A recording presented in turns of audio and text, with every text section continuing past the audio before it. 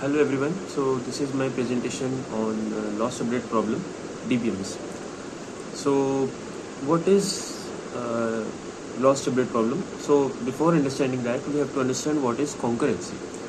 So as we know, concurrency means that there are multiple transactions in uh, in DBMS system, so they can run concurrently, like one by one.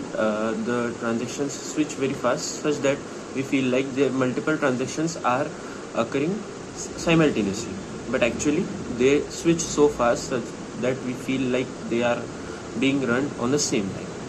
So concurrency is it helps us to reduce the system time, and we can execute multiple tasks very easily. But there is also some disadvantages of concurrency, like it can lead to data integrity issues and also data inconsistency.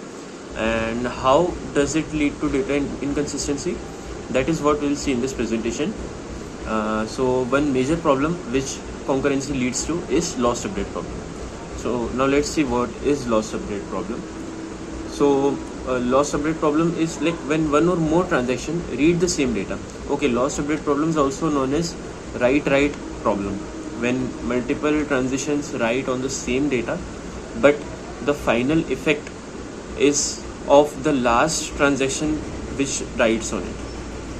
So now we'll see the last update overrides the others, causing loss of data. Happens when there is no proper locking or control mechanism. So let's take a real life example for this. Suppose there is a shared document, and there are two users which read a single sentence from that document, and both of them want to update that. Now it is a shared document, both read the same sentence and both want to update that. So there is user 1 which updates it, and just after 1 minute the another user which read the same sentence which was earlier, he updates it. So the second user which updates it, the final which sentence will be showed in the Google Doc will be of the second user, because he updated it afterwards. So the most recent update will be shown of the second user. So now due to this, the work which was done by first user, it got wasted. So this leads to lost update problem. That lost update means the update which first user did was lost. The second person overrides the first person's data as it is written here. So correct. Similar situation happens in databases when transaction occur. Now let's see another example. Suppose there is a bank account and its balance is ₹1000. The initial balance of the account is 1000, and there are two transactions. Both of them read the account balance 1000. Now what transaction 1 does is it subtracts ₹100 from the balance. So according to transaction 1, now the final balance should be 900.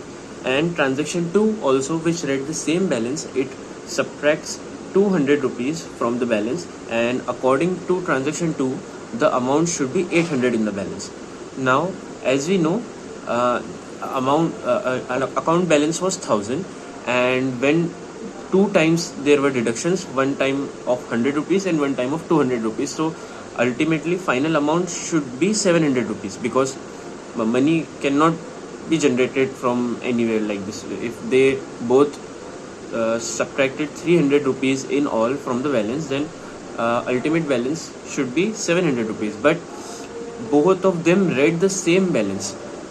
Therefore the problem occurred. Now T1 writes the balance 900 and T2 writes the balance 800. Now T2 wrote the balance afterwards, therefore the final balance which is shown in the account will be of T2. So T1's update was lost, whatever T1 did was lost. So this is the problem. Now how can we solve this? Like if there is a locking system such that only one transaction can read and write at a time, then problem would not occur. Like if only one transaction can read the balance, and if it wants to write, then it would both do read and write at the same time, and no multiple transactions cannot do the same thing at a time.